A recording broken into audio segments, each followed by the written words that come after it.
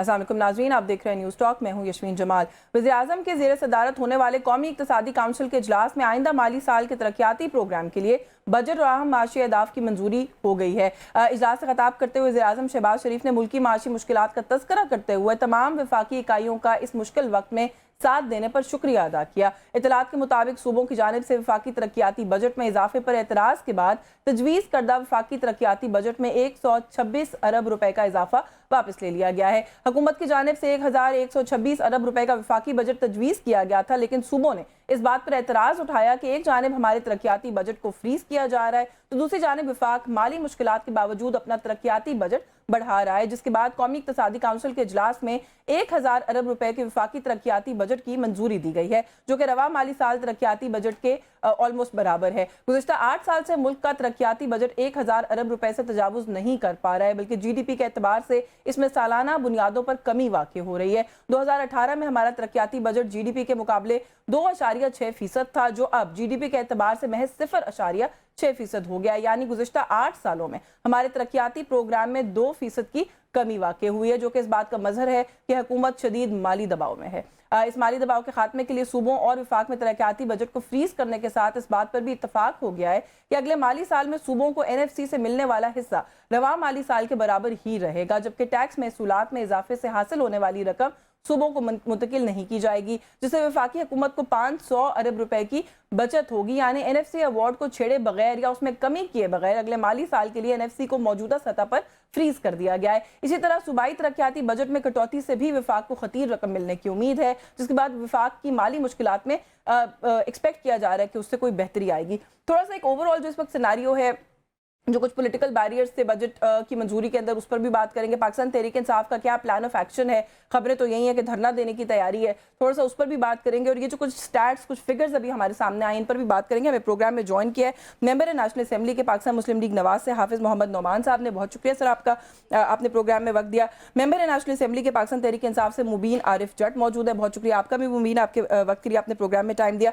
Member है national assembly के Pakistan peoples party से मिर्जा इख्तियार बेग साहब मौजूद है। बहुत शुक्रिया सर आपका भी, आपके वक्त के लिए। मिर्जा इख्तियार बेग साहब, अगर आपसे सर गुफ्तगू का आगाज़ कर लूँ, एक तो ये जो बहुत सारे फिगर्स और चीज़ें सामने आना शुरू हो गई हैं, तो एक तो यही समझ में आ रहा है कि पाकिस्तान पीपल्स पार्टी जो है सर तहफ़्फ़ुज़ात दूर हो गए हैं। आप लोग जो है, आप लोगों को कहीं ना कहीं सेटिस्फाई कर लिया है, लेकिन ये जो NFC वाली बात है, मैं थोड़ा सा चाहती हूँ अगर इसी से हम गुफ्तगू का आगाज़ कर लें कि जो अरेंजमेंट गवर्नमेंट अभी सर बता रही है, टेक्निकली स्पीकिंग तो NFC को छेड़े बगैर NFC को छेड़ दिया है ना सर।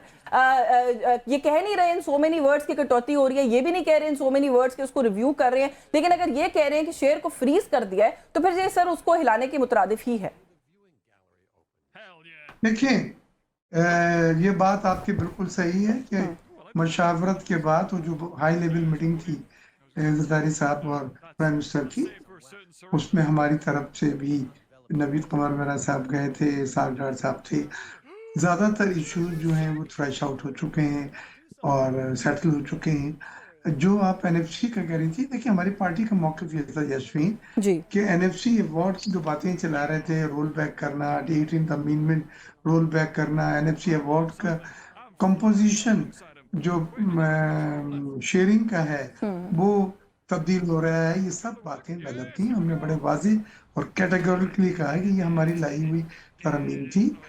तमाम सियासी जमातों ने इस पर इत्तेफाक राय का इजहार किया था और इसको पास किया था। अब इसको रोल बैक करना तो हमारी सियासी मौत है, समझ लें। तो हमने सबसे पहले जो जुमला कहा था वो ये कहा था कि हम ना NFC अवार्ड में जो फार्मूला है रेवेन्यू डिस्ट्रीब्यूशन का वो बदलेंगे और ना हम NFC अवार्ड में कोई तब्दीली नहीं, मैं यही तो सवाल कर रही हूँ सर कि कॉम्पोजिशन तो बदल गई है ना शेयर की, कि टैक्स कलेक्शन का टारगेट अगर इस साल का अगले साल से ज्यादा, अगले साल का इस साल से ज्यादा होता है, तो शेयर भी ज्यादा होना चाहिए ना नेचुरली सूबे का, जो कि नहीं मिलेगा। वजह से आपने करा है फ्रीजिंग, लेकिन जो दूसरी चीज बड़ी और बड़े हुस्न इत्तेफाक से तय हो गई है, हल हो गई है, वो ये था कि सूबे जो है वो एट सोर्स डिडक्शन कराने पे तैयार हो गए, और वो दो चीजों के लिए है, एक डिफेंस एक्सपेंडिचर, दिफाई अखराजात, और दूसरा है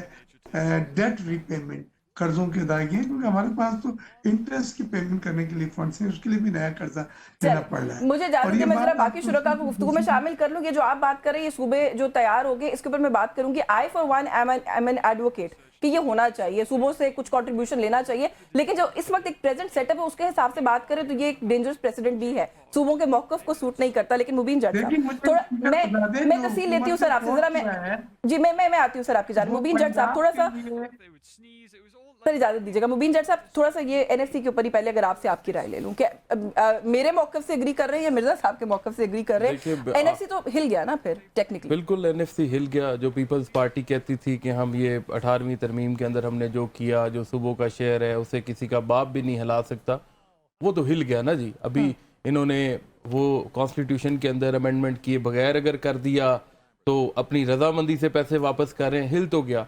लेकिन असूली तौर पे अगर देखा जाए तो पीपल्स पार्टी ने जब 18वीं तरमीम लेके आए तो मकसद तो ये था कि जो अवाम तक जो है वो सही मानों के अंदर जो है वो डिस्ट्रीब्यूशन ऑफ वेल्थ हो, लेकिन वो नहीं हो सकी। इन्होंने कभी प्रोविंशियल फाइनेंस कमीशन नहीं किया, इन्होंने क्या किसी ने भी सही तरीके से नहीं किया। लोकल गवर्नमेंट का अगर आप अपने कॉन्स्टिट्यूशन में देखें सिर्फ जिक्र है, वहाँ पे कोई भी लोकल गवर्नमेंट को प्रोटेक्शन नहीं है जैसे कि प्रोविंशियल असेंबलीज को प्रोटेक्शन है। असूली तौर के ऊपर तो वो लोकल गवर्नमेंट को भी उसी तरह प्रोटेक्शन होनी चाहिए जैसे कि नेशनल असेंबली को और आपकी प्रोविंशियल असेंबली को भी है। और सूबों को क्या, सूबे आगे जिलों को पैसे ट्रांसफर भी करे। अब ये अगर मैं आपको पंजाब की मिसाल जैसे कि दे दूं, जैसे मैं पंजाब से रहने वाला हूँ, सारे के सारे पैसे जो है वो अपनी मर्जी से लाहौर शहर के ऊपर खर्च हो जाते हैं और पंजाब के दूसरे शहर जो है वो बड़ा पीछे रह जाते हैं। इसी तरह केपीके के अंदर भी होगा। मैं उस तरह का बंदा नहीं हूँ कि बड़ी तनकीद करूँ कि मतलब कि अपनी मर्जी के ऊपर जो बड़े बड़े वजीर हैं, चाहे वो वफाक में बैठे हुए हैं, अपनी पीएसडीपी का सारा पैसा नारोवाल चला जाता है। ये मेरे साथ नून लीग वाले भाई भी बैठे हैं, इन्हें भी पता होगा। अब अपना चेक कर लें, स्पेंडिंग जाके चेक कर लें, जिधर जिसका दिल करता है, जिस जमात का भी है, चाहे नून है, चाहे पीटीआई है, चाहे पीपल्स पार्टी है, जिधर कोई जिसका हाथ पड़ता है या अपने जिले में ले जाता है, चाहे वो सूबे का पैसा हो। और वफाक में भी अगर कोई लोग बैठे हैं वो भी अपने जो है वो जिले में पैसे ले जाते हैं, अपने हलके में ले जाते हैं। क्या मतलब कि बाकी लोगों का जो है वोट उन लोगों से कम है कि अगर वो उसका बंदा कोई वजीर बन गया और दूसरा जो है वो बेचारा सादा एमएनए है, उसका क्या कसूर है? अवाम का क्या कसूर है? सारी पाकिस्तान की अवाम है, सबको बराबर तकसीम से जो है वो पैसे मिलने चाहिए। डेवलपमेंट भी बराबर। देखिए पीएफसी का फेलियर, ये जो है लोकल बॉडीज का फेलियर, ये तो सर आप लोग भी उसमें हिस्सेदार। देखिए मैं कहता हूँ सारे हिस्सेदार हैं। जो देखें, मैं कहता हूँ हर बंदा इसके अंदर जिम्मेदार है। मतलब कि लेकिन नुकसान किसका हो रहा है? कि एनएफसी हिल गया, उसमें भी आपका हिस्सा है। सुहेल अफरीदी साहब was a part of the meeting. बिल्कुल पार्ट ऑफ द मीटिंग है वो। मैंने आज जो इनका एग्रीमेंट एनईसी की जो इनकी मीटिंग हुई है, जो जिस चीज़ पे ये एग्री किए हैं, अभी ये 2-3 घंटे पहले हुआ है। मैंने असेंबली के इजलास में था, मैं उसे बिल्कुल पढ़ नहीं सका, लेकिन इसके ऊपर भी मैं जरूर गुफ्तगू करता अगर मैं इसके ऊपर जो है मीटिंग के बिल्कुल देख के आता। लेकिन अवाम का जो फायदा है, चाहे जोन सी भी जमात है, सबको करना चाहिए। और ये जुल्म हो रहा है 18वीं तरमीम के बाद जो पाकिस्तान की अवाम के साथ हो, ये जुल्म हो रहा है। हाफिज साहब, अच्छा बहुत सारी चीजें हैं जिनको वैसे हम जुल्म में काउंट कर सकते हैं, लेकिन अगर मैं सबसे पहले आपसे एक प्रिंसिपल सवाल कर लूं कि हम लोग जब ये कहते हैं कि विफाक को जाहिर है मजीद पैसे जो है वो जनरेट करने की जरूरत है, वो आप सूबों से अगर इस वक्त कोई एक ले रहे हैं शेयर उसके अंदर से, तो इट मेक सेंस। अगर आपने फायर फाइटिंग करनी है तो हम हमेशा फायर फाइटिंग के मोड में क्यों रहते हैं? हमने पूरा साल मईशत के अंदर बहुत सारी चीज़ों को रिफॉर्म करने के बारे में, अपना खर्च कम करने के बारे में, करंट एक्सपेंडिचर को नीचे लाने के बारे में क्यों नहीं सोचा? हम आखिर में आके वो जो आसान चीज़ें हैं वो क्यों करते हैं कि इनडायरेक्ट टैक्स लगा दें, पेट्रोलियम डेवलपमेंट लेवी लगा दें, सूबों का शेयर काट लें। ये तो बड़ी कंटिजेंसी मेजर्स होते हैं। ऐसा लगता है कि बजट से 2 दिन पहले आप लोगों को किसी ने बताया कि बजट आना है, तैयारी नहीं लगती। देखें, पहली बात तो ये है कि ये डेमोक्रेसी का एक पार्ट है कि आपका एक कंसल्टेटिव जो आपका सेशंस होते हैं, और ख़ास तौर पे वो जमातें जो पार्लियामेंट के अंदर मौजूद हैं, उनके माबैन मुशावरत, उनके माबैन आपस के अंदर डिस्कशन, इस हवाले से कि जो इस वक्त मुल्की मसाइल हैं, हमारे पूरे मुल्की लेवल के मसाइल हैं, हमारे सूबाई लेवल के मसाइल हैं, उनको प्रॉपरली डिस्कस करके किसी न किसी फार्मूले पर पहुँचना। पहली बात तो ये है कि ये चीज़ बड़ी खुशाइंद है कि अल्हम्दुलिल्लाह पाकिस्तान मुस्लिम लीग नून और जितनी अलाइड जमातें हैं उनके माबैन एक डिस्ट्रीब्यूशन ऑफ वेल्थ है उसके ऊपर, और एक डिस्ट्रीब्यूशन ऑफ रिसोर्सेज पर एक इत्तफाक अमल में आ गया है। और यही जमहूरियत का हुस्न है। देखें, कोई ज़िद्दबाजी नहीं होती। आज हमारे पीपल्स पार्टी के भाई बैठे हुए हैं, उनके बिलाशुबा उनके अपने एक मुतालबात थे या उनका एक स्टैंड था लेकिन आज अगर वो किसी बात पर उन्होंने कॉम्प्रोमाइज़ किया है तो वो इसलिए किया है कि वो अल्टीमेटली पाकिस्तान को बुलंद और बाला देखना चाहते हैं और फेडरल गवर्नमेंट को स्ट्रॉन्ग देखना चाहते हैं। जो फेडरल गवर्नमेंट की जिम्मेदारियाँ कानून ने, आइन ने मुतय्यन की हैं और फेडरल गवर्नमेंट जिस अंदाज में मुल्क को चलाने की जिम्मेदार है, उस हवाले से उसकी जो ज़रूरियात हैं उनको मद्देनज़र रखना, तो ये कोई ज़िद की बात नहीं है। मेरा ख्याल ये एक बड़ा अच्छे तरीके से एक कुंबा और एक फैमिली की हैसियत से जो है आप ये जो एनएफसी का शेयर फ्रीज हुआ इसके बारे में बात कर रहे हैं कि ये एक अच्छे मैं ओवरऑल ये बात कर रहा हूँ कि अभी चूंकि अभी प्रॉपर अनाउंसमेंट जो है वो अभी होगी तो अभी खदोखाल सारे उसके एग्जैक्ट उसकी डिटेल्स माइक्रो लेवल की भी सामने आ जाएंगी, किसका तरीक़ेकार क्या मुतय्यन हो रहा है। लेकिन मैं ओवरऑल आपको बताना चाह रहा हूँ कि हुकूमत का अपनी तमाम इत्तेहादी जमातों के साथ एक इत्तफाक़ राय हो गया है। 12 तारीख को इंशाअल्लाह ताला बजट पेश होगा। और दूसरा जो आपका पॉइंट बड़ा अहम है कि हम सिर्फ फायर फाइटिंग के ऊपर लगे रहते हैं। आप ये देखें कि जब से शहबाज शरीफ साहब की हुकूमत आई है मरकज़ के अंदर, मेरा ख्याल है कि जिस कदर एफिशिएंसी, एडमिनिस्ट्रेटिव एफिशिएंसी कह लें आप, जिस तरह जो फाइनेंशियल कट्स लगाए गए हैं गैर तरक्याती अखराजात के हवाले से, जो गैर ज़रूरी अभी ये ईरान और अमेरिका की जंग के नतीजे में जो बहरान पैदा हुआ, उसमें सबसे पहले सेक्रीफाइस हुकूमत पाकिस्तान ने अपने वुज़रा, अपनी ब्यूरोक्रेसी के साथ क्या बहरान पैदा हुआ, हमें इजी वे आउट मिल गया, स्केपगोटिंग कर रहे हैं हम कि बस जंग हो गई थी। मैं आपको बता रहा हूँ कि बात आप ये कह रही हैं कि हम क्या कर रहे हैं, स्केपगोट बना रहे हैं ना एक चीज को, वैसे ही उसका नाम लगा रहे हैं, उसके ऊपर डाल रहे हैं बेसिकली। पहली बात तो ये है कि पाकिस्तान को अल्लाह की ज़ात ने ये मौका दिया कि पाकिस्तान ने इसके अंदर एक बहुत फोर फ्रंट पे आके ऐसा रोल प्ले किया है जो दुनिया के बहुत सारे ममालिक को नसीब नहीं हुआ।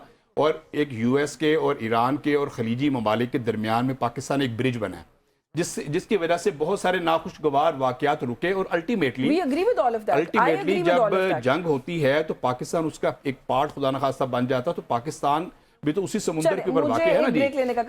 तो मैं इसमें एक मिनट, तो मैं इसमें सिर्फ ये अर्ज करना चाह रहा हूँ कि हुकूमत पाकिस्तान ने और हुकूमत पंजाब की मैं बात करूँगा, अभी मेरे भाई ने मुझे बड़ी खुशी हुई आज इनसे मुलाकात करके, इन्होंने बात की है। और आप ये देखें कि मरियम नवाज साहबा की जो गवर्नेंस है उसके अंदर उन्होंने लाहौर से ज़्यादा जो बाकी अजला हैं पूरे पंजाब के उनको ज्यादा प्रायोरिटी दी। ये डिबेटेबल है, इस पे बात की जा सकती है। मैं एक ब्रेक ले लूं सर, ब्रेक का वक्त और ब्रेक से वापस आके इस पे बात करेंगे। आपने ये कहा है कि कट्स लगाएं, ऑस्टेरिटी मेजर्स, 10 अरब रुपए का इजाफा हुआ है खाली सिर्फ इस वजह से कि 67 मेंबर की कैबिनेट है प्राइम मिनिस्टर शहबाज शरीफ की, तो ऑस्टेरिटी नहीं सर, 10 अरब रुपए का इजाफा हो गया खर्च के अंदर, ये फर्क पड़ता है। मैं एक ब्रेक ले लूं, ब्रेक से वापस आके बात करेंगे। व्यूअर्स, एक ब्रेक का वक्त हो रहा है हमारे साथ।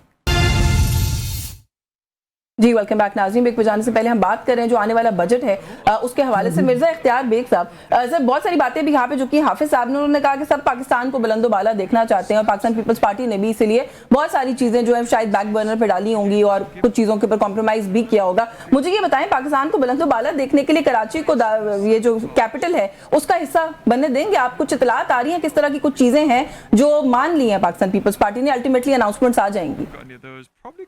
नहीं, बिल्कुल गलत है और मैं कैटेगोरिकली इसको डिनाई करूंगा। ऐसी कोई बात नहीं है कि कराची को मरकज को दिया जा रहा है। एडमिनिस्ट्रेटिव यूनिट्स बन जाए मजीद सूबों के अंदर, इसके ऊपर भी सर कोई आप लोगों ने एग्रीमेंट नहीं दिया अभी तक?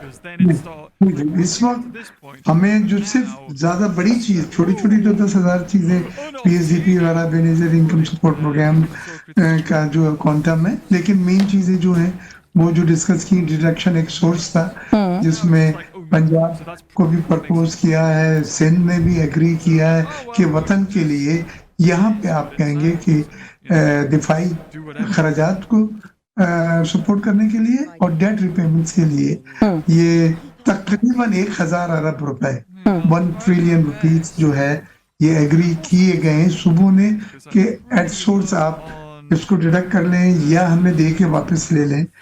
लेकिन वो आप जो बार बार कह रही है कि NFC से इसका ताल्लुक नहीं है, नथी ना करें, इसको से जुड़े नहीं, वो ये इन दो चीजों के लिए हम समझते हैं कि अगर हमें आपको पेट पे पत्थर भी बांधना पड़ा तो बांधे, और ये पैसे दो चीजों के मद में जो दिफाई अखराजात हैं और डेट रिपेमेंट्स हैं वो सूबों ने जिम्मेदारी ली है, वो कंट्रीब्यूशन सोर्स एग्री किया है कि डिडक्शन हो जाएगा। नहीं, आई अंडरस्टैंड सर, मैं दो चीजों को नथी नहीं कर रही, मैं आप जो बात कह रहे हैं आई टोटली अंडरस्टैंड। अच्छा चलें, क्योंकि अब आपने इस इशू को दोबारा रेस कर दिया, आप मुझे बताएंगे कि डेंजरस प्रेसिडेंट सेट नहीं हो जाएगा सर? ये तो विफाक फिर हर साल जो है आके सूबों से कहेगा कि अब कुछ हिस्सा जो है वो आप विफाक के हवाले कर दें। अपने फाइनेंसेस का? डेंजरस क्या? सूबों के पॉइंट ऑफ व्यू से बात करी हूँ ना, उनका तो उनकी देखे ना पहली बड़ी फाइनेंशियल ग्रीवेंसेस है सूबों की, पहले डेंजरस प्रेसिडेंट खतरनाक है ना, सूबों के जो फाइनेंशियल सिचुएशन है उसको पहले लेके कंसर्न है। बड़ी वाज़ेह बात हुई है कि मरकज को एक्सपेंडिचर्स कम करने होंगे, ऑस्टेरिटी मेजर्स पे जाना होगा, और अभी जो उन्होंने वजारतें गोद में रखी हुई हैं जो ऑलरेडी सुबह को डिवॉल्व हो चुकी हैं, मुंतकिल हो चुकी हैं, वो वापस दें ताकि खर्चे आपको कम हो और रेवेन्यू बढ़ाएं। ये शॉर्टफॉल जो 866 अरब रुपए का बिहार का है, जिसको आपने पीडीए लगा के 1700 अरब रुपए वसूल कर ली इस साल, ये नहीं चलेगा। आईएमएफ ने 80 रुपए फी लीटर पेट्रोल के ऊपर पीडीएल अलाउ किया था, हम 117 रुपए फी लीटर के ऊपर आ चुके हैं। और जैसे आपने बताया कि कैबिनेट का साइज बड़ा है और उससे मजीद अखराजात 10 अरब रुपए के वो भी बढ़े हैं, तो 10 अरब से तजावुज कर गए हैं, 10 अरब से बड़े में फेडरल गवर्नमेंट को भी अपना जो है किबला दुरुस्त करना होगा, अखराजात कम करने होंगे, रेवेन्यू बढ़ाने होंगे, और वो अपनी तमाम चीजें जो सूबों को मुंतकिल हो चुकी हैं उनसे छुटकारा हासिल करें, जब जाके ये चीजें आगे चलेंगी। सूबे हर बार देने को तैयार हैं, लेकिन इस वक्त हमने हमारी आंखें खुली, हमने देखा है कि मार्का हक के बाद हमारा जो दुश्मन है वो एग्रेसिव हो रहा है। दफाई परचेज, दफाई बजट उसका 10 गुना था, उससे भी ज्यादा बढ़ गया है। लिहाजा मिनिमम डिटरेंस के लिए, नेशनल सिक्योरिटी के लिए हमें एक बेंचमार्क, एक लेवल मेंटेन करना है, और उसमें पैसे सूबों ने खुशी के साथ अपने पेट पे पत्थर बांध के अभी भी दे रहे हैं, और आइंदा भी कभी जरूरत हुई, अगर जरूरत पड़ी तो सूबे कंट्रीब्यूट करेंगे, हम देंगे। हम हर चीज को रोक सकते हैं, लेकिन मुल्क की सालमियत को, नेशनल सिक्योरिटी पे हम कंप्रोमाइज नहीं कर सकते। बिल्कुल ठीक है। मैं जरा यही मौके पता कर लूं, वैसे आप लोगों की, I know you are from Punjab, लेकिन आप लोगों की हुकूमत है केपीके में, केपीके का भी यही मौका मैं है सर, बताता हूं, पेट पे पत्थर बांध लेंगे दोबारा भी वफाक ने कहा। डिफेंस के लिए बजट जो है जितना चाहिए बिल्कुल मिलना चाहिए, इसके अंदर कोई इतराज नहीं है किसी का भी, ठीक है। लेकिन बात ये है कि पब्लिक सेक्टर डेवलपमेंट प्रोजेक्ट्स और एडीपी का कट लगा के जो सीधा अवाम को रिलीफ मिल रहा है, मुझे ये बताएं कि आपका टोटल जो है वो टैक्स रेवेन्यू और नॉन टैक्स रेवेन्यू मिला के तकरीबन इनका 20,000 अरब के करीब होना है, और उसके अंदर से मर के जो है 1,000 अरब का पीएसटीपी है। और इसी तरह अगर आप पंजाब की बात करें तो पंजाब के अंदर 15,500 अरब में से 58.5% जो है वो सूबों को जाना था एनएफसी के अंदर, और उसके अंदर जो पंजाब का शेयर है वो तकरीबन उसके अंदर भी 51-52% है, वो तकरीबन कोई 4,000 के करीब अरब बन जाता है। फिर पंजाब की अपनी भी जो है वो रेवेन्यू कलेक्शन है, पीआरए की है, फिर वो एग्रीकल्चर इनकम टैक्स है वो जो कलेक्ट करते हैं, और भी फीसों की मद के अंदर कोई 1.5 ट्रिलियन के करीब है या 1 ट्रिलियन के करीब है 5,000। उसके अंदर से अगर आप 600 अरब रुपए के अंदर या 700-800 अरब रुपए के ऊपर भी एडीपी ले आते हैं सिर्फ दिखाने के लिए, और रिलीजें करते हैं आप टोटल कुल मिला के 400 अरब, मुझे ये बताएं आप अगर काटना है तो यार अपने अखराजात जो है वो कम करो। आप जितना टैक्स रेवेन्यू बढ़ाते हो, आप चाहे फेडरल गवर्नमेंट है या कोई भी सूबाई गवर्नमेंट है, उतना ही वो अपना एक्सपेंडिचर बढ़ा लेते हैं। मैं कहता हूँ क्या फायदा हुआ है जब ये जो गवर्नमेंट आई थी बड़े अदब के साथ ये आई, इन्होंने बड़ा नारा मारा कि हमने पाकिस्तान को डिफॉल्ट से बचा लिया।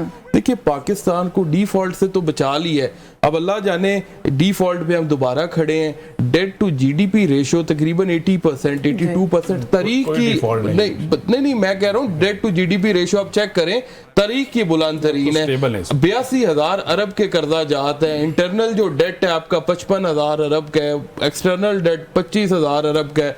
मिर्जा इख्तियार बेग साहब जो है वो खूब जानते हैं, फाइनेंस कमेटी में भी रहे हैं, तकरीबन पूरा 1-1.5 साल हम इकट्ठे रहे हैं। मिर्जा साहब बड़े समझदार आदमी हैं। अच्छा आप देखें कि आपकी इलेक्ट्रिसिटी की प्राइसेस जो है वो किधर चली गई हैं। इस पूरे खिते के अंदर बिजली की सबसे महंगी तरीन जो है लार्ज स्केल मैन्युफैक्चरिंग आपकी पीछे है, एक्सपोर्ट आपकी जो है वो नीचे चली गई है, इंटरेस्ट रेट आपके इतने हाई है, इन्फ्लेशन आपकी जो है वो किधर आसमान से बातें कर रही है, फॉरेन डायरेक्ट इन्वेस्टमेंट यहाँ पे नहीं आ रही, सारे बाहर के कारोबार वाले इधर कारोबार बंद करके जा रहे हैं। तो मुझे बताएं मिर्जा साहब टैक्स रेवेन्यू किवें बढ़ाइए, जरा तुम मशवरा दे दो। चलिए मैं टैक्स रेवेन्यू का सवाल जो है ना अगले राउंड में करूंगी, पहले जरा हाफिज साहब से पूछ लूं कि ये जो इतनी लंबी लिस्ट दी है मुबीन साहब ने, वाकई गवर्नमेंट ये जो भी बात करें ना कि कट लगता है जाके तरक्याती बजट्स के ऊपर, एक आम आदमी जो कि पहले ही इस मईशत में मर रहा है उसको रिलीफ देने के बजाय हम उसकी पैसों में से जो है पैसे काट लेते हैं, अपने खर्चे हम कम नहीं करते सर।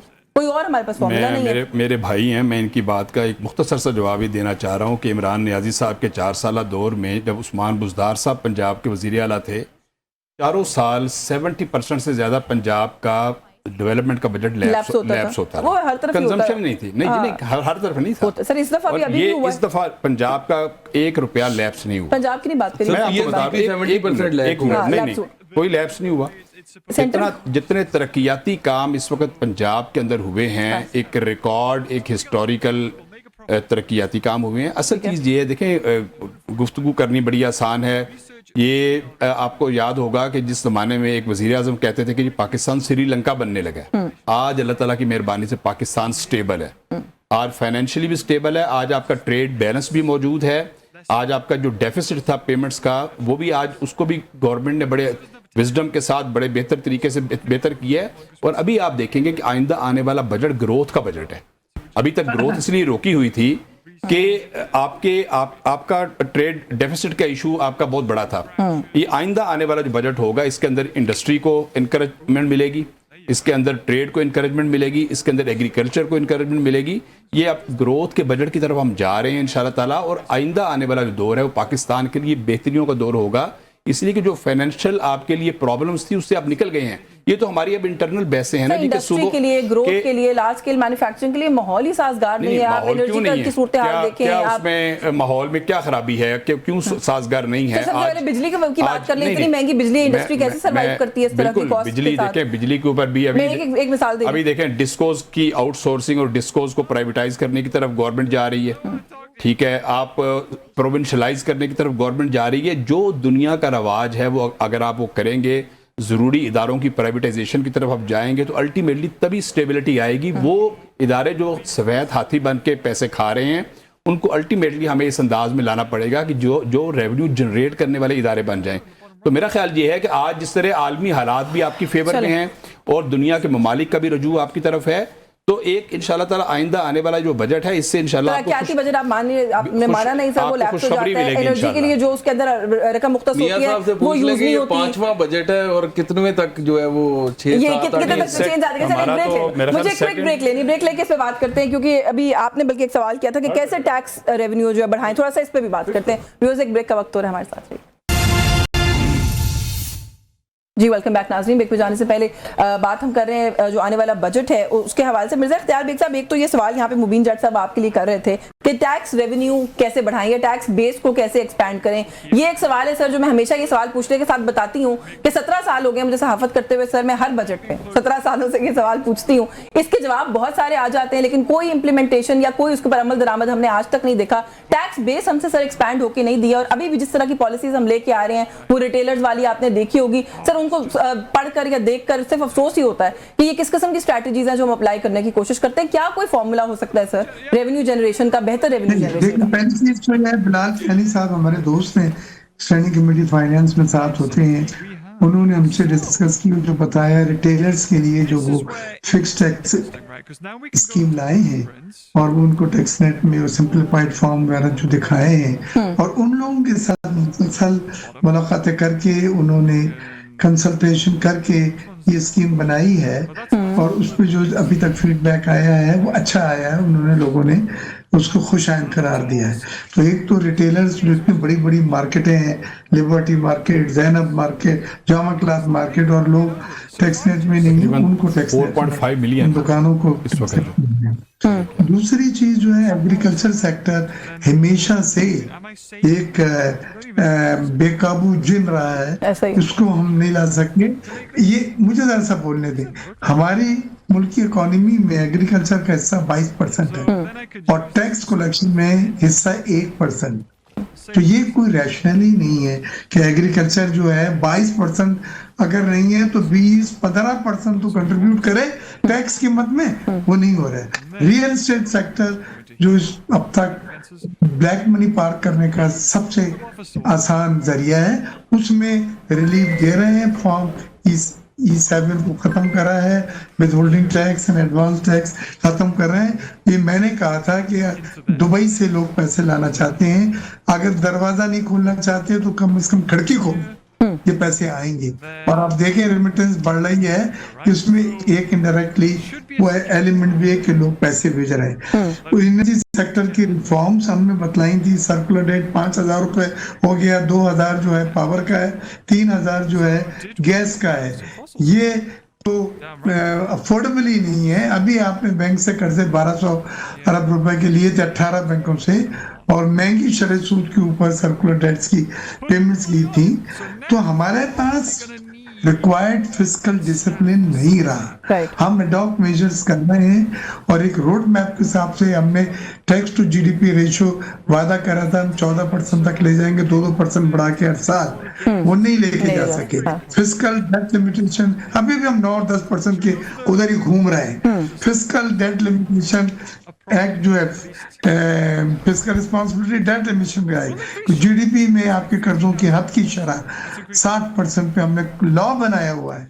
हमने बनाया, मुबीन जानते हैं हमने इस पे कितनी मीटिंग की। अच्छा मिर्जा साहब, मुझे आपको थोड़ा इंटरप्ट करना पड़ेगा, मेरे पास वक्त भी थोड़ा महदूद है, लेकिन आपने बड़ी कॉम्प्रिहेंसिव मेरा ख्याल है बात की है। जब हम बात करते हैं रेवेन्यू कलेक्ट करने के पॉइंट ऑफ व्यू से, ये सारी बातें बड़ी इफेक्टिव हैं, लेकिन अगर कोई अमल दरामद कर दे। मिर्जा साहब ने खुद कहा कि रेवेन्यू जो है वो टैक्स रेवेन्यू को ज्यादा करें, और बातें सारी वो कर रहे हैं कि इस तरह ज्यादा नहीं हो सकता, हमें ये चीजें करनी पड़ेंगी। हम एक लूप में तो है ना, एक विशेष लूप में तो है when it comes to revenue generation. अच्छा कोई कमेंट इस पे कर दें। गवर्नमेंट का बार बार एक मौकफ आता है, वो कहते हैं कि मिडिल ईस्टर्न जो जंग है इस वक्त, उसकी वजह से भी मईशत जो है वो बहुत सारी चीजों में उस तरीके से हाथ में नहीं आ रही है, और हमारी इंडिकेटर्स बहुत अच्छे नहीं है, नंबर्स। आप एग्री करते हैं इस बात से? इम्पैक्ट तो हुआ है ना सर, दुनिया पूरी की मईशतों को हुआ है। हर मुईशत का पेट्रोलियम की मसनूआत बढ़ी है जरूर, इन्फ्लेशन बढ़ा है जरूर, पीडीएल इन्होंने कमाने का एक मौका मिल गया है। लेकिन मिर्जा साहब इजाजत दें, मिर्जा मुबीन साहब से आपके इल्म में है कि 25 से 30 हज़ार कंटेनर आपका एक्सपोर्ट का पड़ा हुआ है। वो कह रहे मौका मिल गया पीडीएल कमाने का, लेकिन चले मैं जरा पहले मुबीन साहब का कमेंट में हाथ रखूंगा। ये देखें, हर चीज जो है ना उसके फायदे नुकसान भी हैं। अगर एक साइड से कोई तेल की कीमतें बढ़ी हैं तो पूरे पाकिस्तान के लिए नहीं बढ़ी, वो पूरी दुनिया के लिए बढ़ी हैं।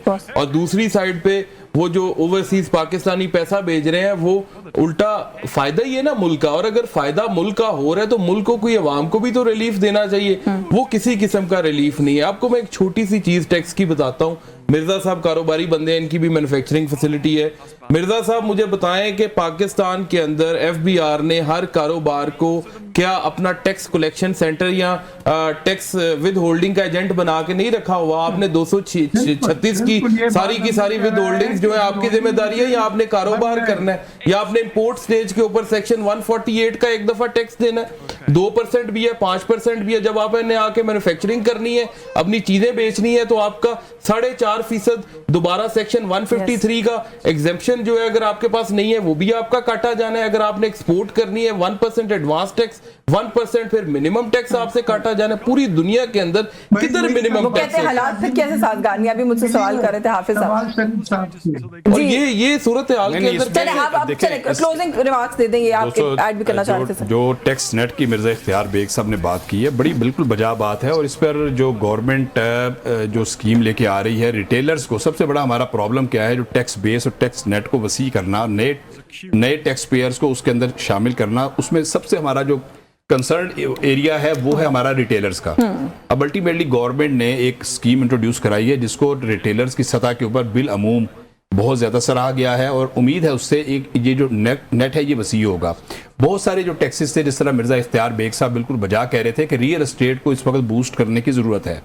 और जो इस वक्त मिडल ईस्ट के और बहुत सारे ममालिक के जो हालात हैं, लोग पैसा पाकिस्तान लाना चाह रहे हैं, पाकिस्तान में इन्वेस्ट करना चाह रहे हैं, अल्टीमेटली दरवाजे खोलने पड़ेंगे, वसी करना पड़ेगा।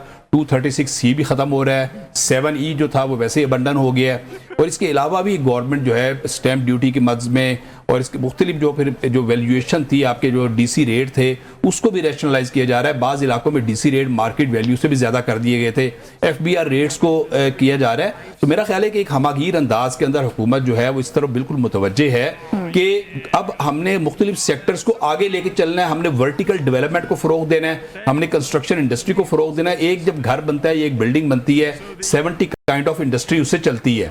तो मेरा ख्याल ये है कि एक जो डायरेक्शन है गवर्नमेंट की वो बिल्कुल दुरुस्त है। हाँ, उसके लिए कंसल्टेशन होती है, उसके लिए मुशावरत होती है, राय का फर्क होता है। सही है। मेरा ख्याल है वक्त हो कि गया सर, वरना मैं रिटेलर्स की स्कीम के ऊपर तो जरूर तफसील से मजीद बात करती। 3 करोड़ रुपए कमाने वाला 25,000 टैक्स पॉइंट देगा। ऐड कर देता हूँ। नहीं, वो इस तरह है, ये बड़ी सिंपल, ऐसे ही। 25,000 नहीं देना उसने। आप अगर डिटेल पढ़ेंगे ना, मैंने डिटेल पढ़ी है सर, ना डॉक्यूमेंटेशन हो गया, ना पीओएस। पिछले 5 साल से ये पीओएस लेके आए, पीओएस जब लेके आए इन्होंने जलीलो खार कर दिया रिटेलर्स को।